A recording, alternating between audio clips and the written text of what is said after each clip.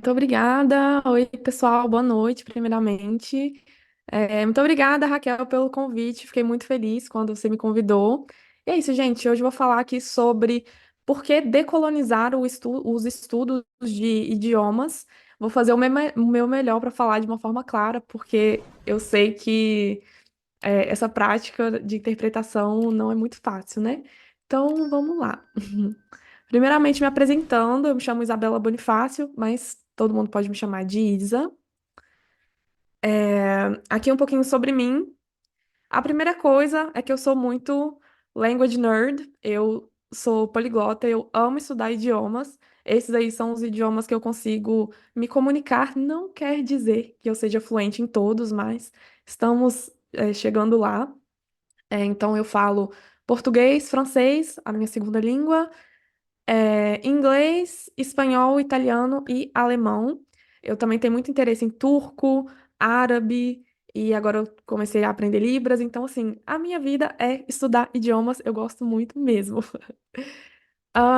Eu sou. Eu trabalho como professora de francês, mas hoje o que eu estou atuando principalmente é como fundadora do Clube Rotina Poliglota. É o meu clube de prática de estudos. E é bem legal, tá? Vocês estão convidados. E eu coloco aqui blogueira, porque criadora de conteúdo é muito grande, não ia caber aqui, não ia ficar bonitinho, tá?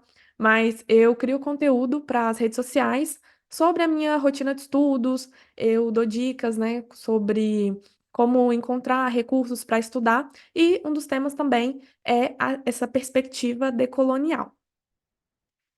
E outra coisa sobre mim, para vocês me conhecerem, é que eu sou nômade digital. Inclusive, agora eu estou em Buenos Aires, mas tá tudo certo porque o fuso horário é o mesmo do Brasil, então ficou perfeito. E é isso, eu tô sempre rodando por aí.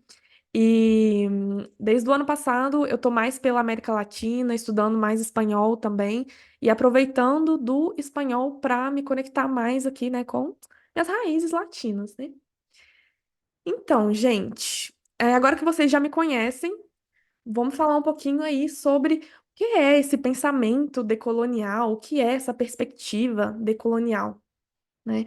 Quando a gente fala em pensamento decolonial, tem a palavrinha colonial aí, então quer dizer que a gente vai pensar na nossa existência a partir da herança colonial. A gente não vai fingir que ela não existe.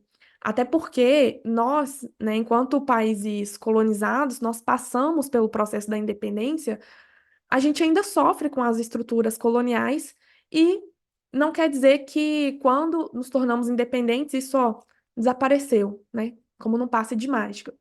E, infelizmente, isso tem sim consequências nas mais variadas esferas da nossa vida e não seria diferente no ensino e aprendizado de línguas estrangeiras. A gente fala que o pensamento colonial é aquele que vai colocar o norte global como centro, né? São eles os criadores, são eles os detentores do conhecimento, desse saber. E tudo que é produzido fora é tido como o exótico, o folclórico, o diferente. A norma é eles. E o exótico, o diferente, o errado somos nós. Então, a contribuição que eu trago aqui é no sentido de entender mesmo, né, como o colonialismo afeta o ensino e o aprendizado de idiomas e trazer esse debate, pensar como nós, que somos profissionais, que trabalhamos com os idiomas, né, nós que somos professores, intérpretes, criadores de conteúdo, de materiais de estudos, então como que a gente consegue contribuir efetivamente para a mudança de cenário, né? Bom, começando assim, como surgiu o meu interesse, né? Como eu falei, eu estudo vários idiomas, mas essa perspectiva decolonial não é algo óbvio, né? Quando a gente vai estudar idiomas, até porque hoje eu considero o francês como a minha segunda língua, mas o idioma que eu aprendi depois do português mesmo foi o inglês. E se eu fizesse um pack de aquele starter pack, né, do estudante de inglês, o meu seria esse aqui. Eu comecei a estudar inglês, eu não lembro muito bem, assim, eu lembro que foi quando eu tive acesso à TV a cabo, e pela primeira vez ali eu estava tendo acesso a séries como Friends, né? Eu acredito que muitas pessoas aí dessa época, pelo menos, aprenderam inglês com Friends também. E era isso, assim, eu entrei num curso e só se falava de Estados Unidos. O material didático aqui, gente, eu nem sei que coleção é essa, tá? Eu peguei só pra ilustrar mesmo. Mas, sabe, assim, quando a gente pensa num material bem, aquela coisa de cursinho mesmo, era um material, assim, super básico, no sentido de não trazer muitas questões culturais, né? Além de Estados Unidos. E quando trazia, quando falava de outras perspectivas, era aquela coisa clássica. Ai, inglês americano ou inglês britânico? Já estamos cansados. E eu lembro até, assim, uma vez, quando uma professora foi falar de outros sotaques, foi para condenar, na verdade, né? Eu lembro que a gente estava numa aula e aí ela passou um trecho assim de um indiano falando inglês e debochando, ridicularizando, condenando mesmo qualquer pessoa que tivesse sotaque. Então, uma coisa horrorosa, né? Então, assim, o ensino que eu tive de inglês, né, enquanto aluna, foi algo bem raso, né? Nesse sentido de era só gramática ou não tinha muitas contribuições culturais. E tudo isso mudou, e a minha percepção mudou principalmente foi quando eu comecei a estudar francês. Foi aí que eu tive esse interesse pelo decolonial. Por quê? Quando eu fui ver qual era a forma que eu me interessava pelo francês, né? O que fazia eu me interessar pelo francês? Não eram aquelas referências clássicas que a gente tem. E sim, por exemplo, quando eu pegava música, né, que era muito rap, trap, outros gêneros assim, eles chamam muito tipo de música urbana. Quando eu fui ver nas minhas playlists quem eram os artistas que eu estava ouvindo, foi, ué, tem tantos artistas negros aqui, e depois eu vi também, ué, tantos artistas árabes? Como assim? Por quê? E aí que eu fui começar a entender a questão da colonização, né? Uma colonização bem recente, que a França, a Bélgica também realizou em muitos países africanos, né? E aí que eu comecei a entender e que eu comecei a aprender sobre países africanos e coisas que eu nunca tinha visto na escola. E eu falei, nossa, que interessante, eu estou estudando francês, mas eu não estou só aprendendo um idioma, não estou só aprendendo para fazer uma viagem ou só para fazer um trabalho. Eu estou, de fato, aprendendo várias coisas que eu nunca tinha pensado antes, sabe? E aí eu realmente vi a oportunidade de ter outras perspectivas a partir do estudo de um idioma. E aí também algo que me fez ter esse interesse foi ali, eu já estava chegando no intermediário, no francês, até então eu estudava muito sozinha. E aí eu estava morando no Rio na época, acho que eu nem mencionei, né? Mas talvez vocês tenham percebido pelo sotaque, não sei, que eu sou mineira. Mas aí lá no Rio eu estava estudando, comecei um curso no Abraço Cultural, que é um curso que eles ensinam idiomas e que todos os professores são refugiados. E eu achei isso assim sensacional. E aí, quando eu fui ver quem era o meu professor de francês, era um cara ele chama Audrey, da República Democrática do Congo. E eu fiquei, uau, uau, sério, eu fiquei em choque, assim, e também com todo o material, e aí eu fui aprendendo, eu fiquei, assim, absolutamente encantada, porque até então, é, as minhas referências de países africanos era só quando vai falar de pobreza, quando vai falar, né, de coisas ruins, coisas negativas. Então, ele poder estudar, vendo um outro lado da história, né, conhecendo, foi muito incrível para mim e eu me apaixonei e eu falei, na época eu ainda não pensava em trabalhar com idiomas, mas a partir daí eu já sabia que eu ia levar isso para o resto da vida, sabe? Então, assim, hoje eu ensino francês. E eu falo muito do francês justamente porque foi o ponto de partida para mim, né? Eu consegui aprender muito bem gramática e etc. Mas para mim o francês realmente foi o que me abriu portas para ver, para conhecer, estudar assim sobre países e de uma forma super divertida para mim, né, sendo através de um idioma, e realmente foi um divisor de águas, assim, na minha vida. E aqui eu coloquei, para quem nunca viu, não conhece, ele chama Luiz Gama. Ele é considerado como o primeiro advogado negro do Brasil. E quando eu fiz direito, eu fiz direito, gente, na UFRJ, eu fiz um curso de extensão, que chamava Jurista Luiz Gama, e lá a gente começou a estudar sobre negritude, movimento decolonial e tudo mais. Então, assim, trazendo tudo isso, mostrando tudo isso aqui, para falar que, assim, para quem tem interesse, né, e quer ter uma abordagem mais decolonial com os idiomas, não necessariamente você vai ter um material de estudos falando, tipo, como ensinar inglês de forma decolonial. Não necessariamente você tem que ir nessa fonte, mas você tem que realmente, assim, beber de várias fontes e pegar várias referências que vão te ajudar a ter esse olhar, sabe? Bom, é, falando aqui mais especificamente, qual é então o impacto da colonialidade no ensino de idiomas, né? Como eu falei, a herança colonial tem impacto aí em diversas esferas da nossa vida, mas falando do ensino de idiomas mais especificamente, a primeira coisa que a gente vê é a colonialidade dos materiais didáticos. Como eu falei, né, na minha experiência com o inglês, hoje em dia eu tenho essa percepção que, assim, né, só buscar essas referências, só Estados Unidos, Inglaterra, talvez ali um Canadá, né? Mas também, quando a gente percebe quais materiais que a gente está usando. Porque, por exemplo, eu sempre lembro disso. Eu estava fazendo no ano passado algumas aulas assim para praticar o espanhol, né? Não era nenhum curso, mas eram aulas assim com uma tutora. E estava indo super bem, eu gostava muito dela. Ela é colombiana, enfim, a gente tinha muitos pontos em comum, e tudo mais.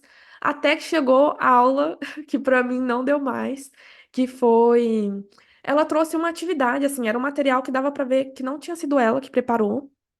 Um material desses, tipo, sabe, que você pega ou que você assina para poder usar em sala de aula. E aí era um quiz, assim, era uma atividade que a princípio estava bem divertida. Então o quiz era adivinha o país. E aí tinha primeiro uma imagem de algum estereótipo, por exemplo. Foi lá, uma imagem de uma cerveja, é, algumas coisas assim, a bandeira também. Aí eu tinha que adivinhar o país. Eu falei, Alemanha. Aí, sei lá, uma Torre Eiffel, um queijo, um vinho, França. Foram vários países assim. Nesse dia eu fiquei até surpresa. Falei, nossa, meus conhecimentos de geografia aumentaram bastante, né? Tô sabendo pelo menos aqui identificar as bandeiras e tudo mais, estava bem feliz. Mas aí aparece uma imagem, a primeira imagem negativa, tanque de guerra, bomba. Eu já fiquei assim, gente, que isso? E aí apareceu lá a bandeira da Síria.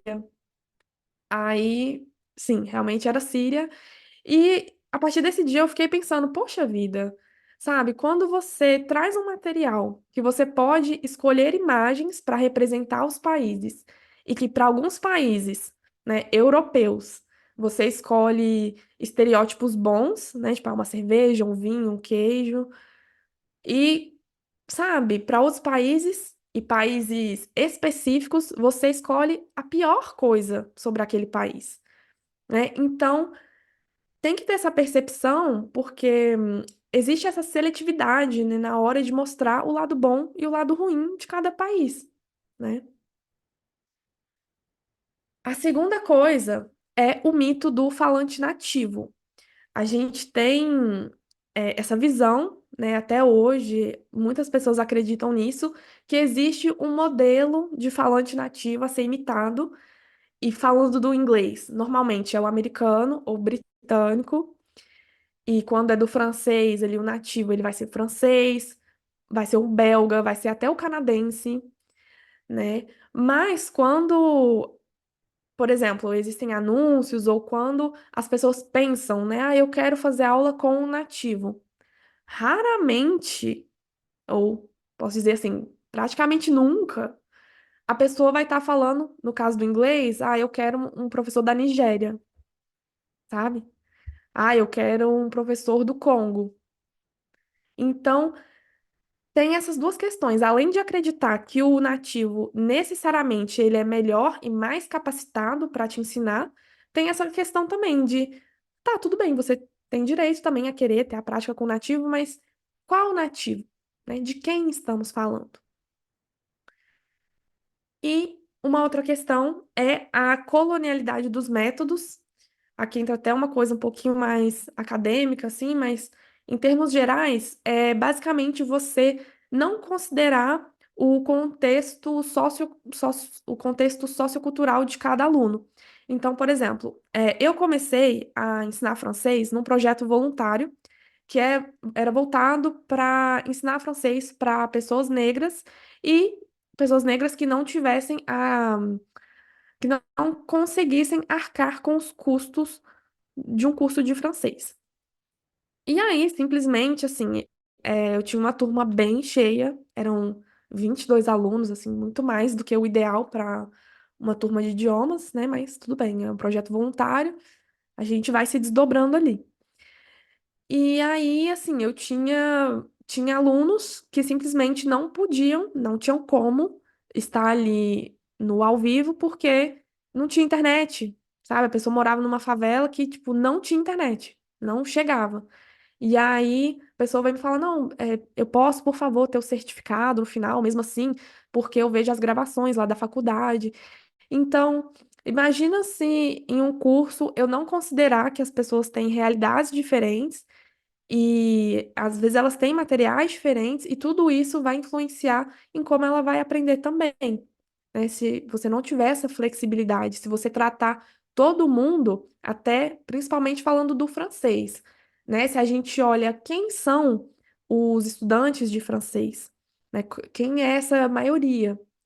Né? É um idioma ainda muito elitizado, né? No Brasil, salvo engano, 5% das pessoas falam inglês, né? Segundo eu vi um estudo aí, né? De acordo com as estatísticas, e muito menos falam francês, né? Ainda é muito inacessível.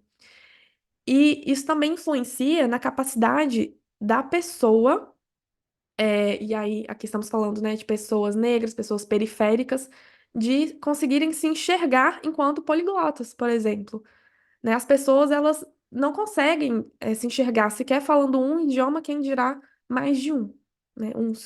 Mais de um outro idioma. Então, tudo isso aqui a gente tem que levar em consideração, né? É, bom, aqui na verdade, deixa eu ver aqui. Tá, tô bem com o tempo, gente. Eu tô um pouco sem noção, mas tá bem ainda, né? Acho que tá. Ok.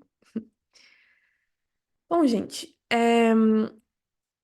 assim, nós que aprendemos idiomas, a gente já entendeu que a gente quer aprender, a gente não quer somente aprender um idioma para usar para um trabalho, para usar para uma viagem. Não é só esse caráter utilitário, né? Tipo, eu vou aprender um idioma porque ele vai me servir para alguma coisa. Tipo, é um motivo válido também, mas a gente quer aprender através dos idiomas. Então, aqui, quando a gente considera o que a gente vai aprender, né? Quais são as histórias, quais são as perspectivas que a gente vai usar para o nosso aprendizado.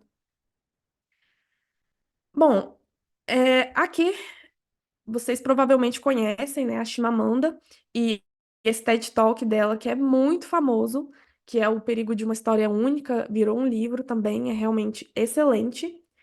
E a Chimamanda, ela é uma autora nigeriana e ela fala justamente, né, desse perigo de ter uma história única. Por quê? Ela vai falar das experiências que ela teve, né, enquanto uma criança leitora e uma criança da Nigéria, que ela tinha na imaginação histórias que não tinham nada a ver com a realidade que ela vivia. Então, por exemplo, ela via uma história que falava de neve, né? E ela ficava, que neve? O que é isso? Nunca vi neve. E às vezes falava de frutas que simplesmente não existem no país dela. E aí ela conta, né, que quando ela começou a escrever, ela também escrevia, tendo essas referências e que não correspondem com a realidade dela. Mas o que eu achei muito interessante nesse TED Talk foi quando ela conta sobre quando ela foi para os Estados Unidos, ela foi estudar lá, e aí ela teve uma colega de quarto que ficou assim muito impressionada, falando: Uau, como você fala tão bem inglês? A menina ficou muito chocada assim. E aí ela ficou um pouco sem entender, porque ela ficou tipo, ué, mas o inglês é a língua oficial da Nigéria. E acho muito interessante isso, porque eu fiquei pensando, nossa, eu não sabia isso também, sabe? Há alguns anos atrás, eu não tinha essa noção. E eu fiquei pensando, por que no curso de inglês que eu fiz lá atrás, por que isso nunca foi nem mencionado? Sabe? Seria tão interessante ter uma aula sobre isso. E realmente assim, né? Como eu disse antes, a única vez que a professora falou, né, de outros países assim, foi para falar mal, sabe? Então, a gente perde muito quando a gente não leva outras histórias em consideração, sabe? Quando a gente não aproveita tanta coisa interessante que tem em outros países também. E aí, gente, eu tento. Aqui eu posso mudar para o francês? Vou dar um tempinho aí para vocês trocarem, sim? Né? Vai ser interessante, aí depois vocês me dizem se eu mudo de personalidade, tá? Porque vai entrar outra persona aqui. Não tem como, né, gente, ser a mesma pessoa em português e em francês, porque não tem como eu ser mineira em francês, né? Então, vocês me falam aí. Mais bon, euh, donc voilà. Moi, quand j'enseigne le français, j'essaie de parler de la francophonie et j'essaie de rompre avec cette histoire unique qui est racontée sur les pays africains. Donc, il y a une créatrice de contenu que j'adore. Elle s'appelle Sally. Et elle a créé une série de documentaires qui s'appelle Motherland. Et dans cette série, elle montre la beauté de certains pays africains, Donc, elle a commencé, elle a montré le Sénégal, elle a montré le Cameroun, elle a montré la Côte d'Ivoire. Et vraiment, la série est sur YouTube, vous pouvez l'accéder, c'est génial. Mais elle a été très attaquée parce que les gens ont commencé à dire Ah, mais tu romantises l'Afrique. Ah, mais ça, c'est pas vrai. Et donc, je me demande, mais pourquoi on ne peut pas rêver des pays africains? Pourquoi on n'a pas ce droit de romantiser les pays africains? Alors, on fait ça, en fait, ce qu'on fait le plus, c'est de romantiser les pays européens. Sally, elle n'a jamais dit que dans le documentaire, elle n'a jamais dit qu'il n'existe pas de la pauvreté, qu'il n'existe pas de la misère dans les pays, par exemple au Sénégal. Elle n'a jamais nié ça. Mais elle a choisi de montrer un autre côté, tout simplement. Parce que tout le monde, et c'est ça, tout le monde montre seulement de la misère, montre le pire qui existe dans le pays. Pourquoi quelqu'un ne peut pas montrer ce qu'il y a de joli, de beau? Donc voilà, la chose sur l'histoire unique, c'est pas que c'est un mensonge, c'est pas que c'est pas vrai, mais l'histoire unique est juste une histoire incomplète. Voilà. Ici, un autre TED Talk qui est très intéressant, que c'est euh, celui-là. Et voilà. Bon, donc elle s'appelle Camille Burt. Elle travaille avec des troubles et des pathologies linguistiques. Et donc, dans son travail, elle a dû expliquer qu'un dialecte n'est pas un trouble. Je vous explique mieux. C'était dans un contexte, elle était dans... Ah non, en fait, pardon, c'était euh, sa fille étudiait à l'école, et donc elle a fait une erreur, mais qu'en fait, c'était pas vraiment une erreur, parce que sa fille parlait comme ça à la maison. Maintenant, je me souviens plus vraiment de l'exemple, mais euh, je sais pas, on va dire que c'était comme she don't au lieu de she does, quelque chose comme ça. Et dans l'exercice, la professeure voulait qu'elle montre pourquoi c'était incorrect. Et donc Camille Bird a dit, en fait, c'est pas incorrect, c'est notre dialecte.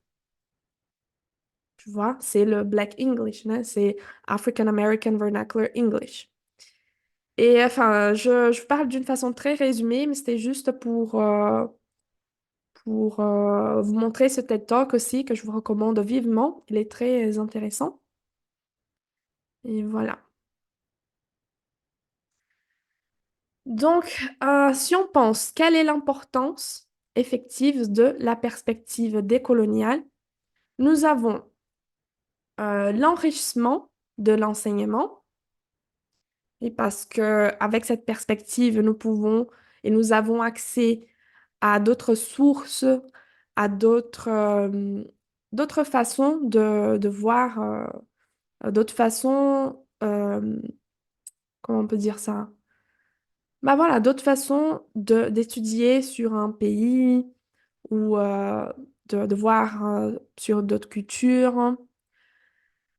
Avec cette perspective, nous pouvons promouvoir l'inclusion et la valorisation des langues et des cultures marginalisées. Il y a aussi le dialogue avec des élèves les moins aisés, hein, les élèves défavorisés, comme je vous ai dit avant. Et aussi, ça permet un regard critique sur l'enseignement de langue. Oui. Donc, quand on pense à la perspective décoloniale, ce que nous voulons, tout simplement, c'est qu'au lieu de simplement diffuser un enseignement technique, un enseignement utilitaire, de diffuser qu'apprendre une langue a le potentiel de nous transformer. Et cela peut nous rendre plus ouverts, plus empathiques, avec une conscience culturelle, ce qui est très intéressant. Et nous pouvons enfin comprendre comment notre culture influence notre vision du monde. Et je pense vraiment que la perspective décoloniale peut nous sauver d'une histoire unique dans l'apprentissage de langue. Voilà. Et bom, meio que terminei, mas se eu puder, eu posso abrir um outro slide aqui. Acho que eu ainda tem um tempinho, né? Bom, gente, então, pensando na prática, né? Como, é, como eu falei,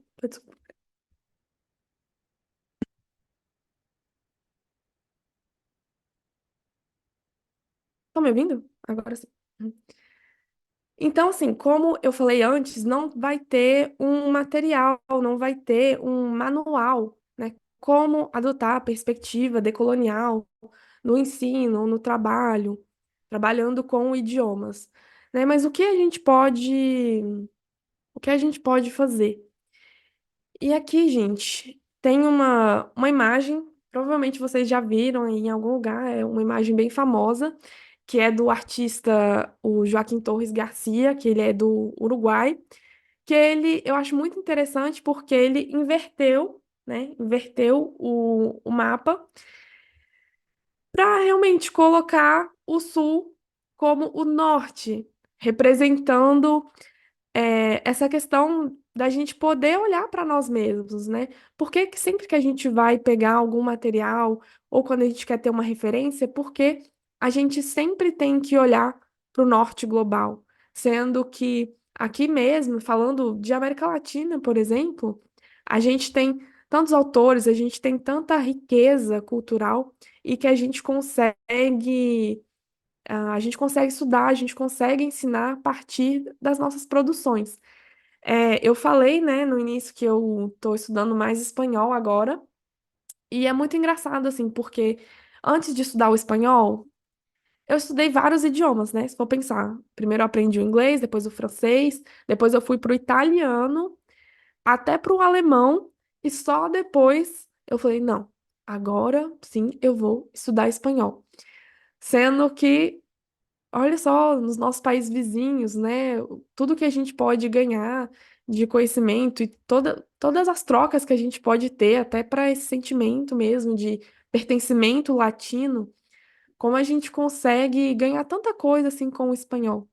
E eu estava até falando com um amigo que eu fiquei muito não surpresa, eu fiquei muito feliz com a quantidade de recursos para estudar espanhol que eu encontrei, porque quando eu estava estudando italiano, eu estava com essa dificuldade e até achando assim os recursos um pouco rasos, sabe? Sempre repetitivos e tudo mais. E sendo que com o espanhol são tantos países, tem tanta coisa, tantos sotaques, sabe? Tanto material. Então, enfim, né, falando mais ainda sobre a minha perspectiva mesmo, porque hoje, assim, eu não consigo pensar os meus estudos de idiomas sem adotar essa perspectiva decolonial, sabe? Para mim não faz sentido estudar o espanhol pensando só em Espanha, por exemplo. Sabe? Sendo que do nosso lado aqui a gente tem tantos países, e eu mesma, se fosse pensar na Isa de 10 anos atrás, ou mais, né? Não sei, tem mais de 10 anos que eu aprendi inglês, é, eu detestava espanhol, para mim era algo inútil. E hoje eu estou aqui morando na Argentina. E quantas pessoas incríveis também que eu já conheci, me conectei, e toda a liberdade, né, que eu tenho aqui de deslocamento. Então, acho muito interessante. Eu quis trazer, mostrar para vocês essa imagem que a princípio eu tinha tirado, porque eu fiquei preocupada com a questão do tempo, mas é uma imagem assim que representa perfeitamente o que é querer adotar essa perspectiva. É simplesmente beber das nossas próprias fontes, né? Não ficar tão preso a essa ideia de que o norte, que é o melhor, o europeu, que vai ser o melhor, né? Então, deixo aqui com vocês essa contribuição e convidar também a adotar, a ter mais essa abertura, né? Não sei, eu imagino que alguns de vocês aqui sejam professores também, mas adotar mesmo essa perspectiva aí no trabalho de vocês, tá bom? E nos estudos também. Então, agora sim, é isso. Muito obrigada. Aqui estão minhas redes, tá? Se vocês quiserem me seguir, trocar uma ideia comigo lá também, tô super aberta e disponível. É isso, gente. Muito obrigada.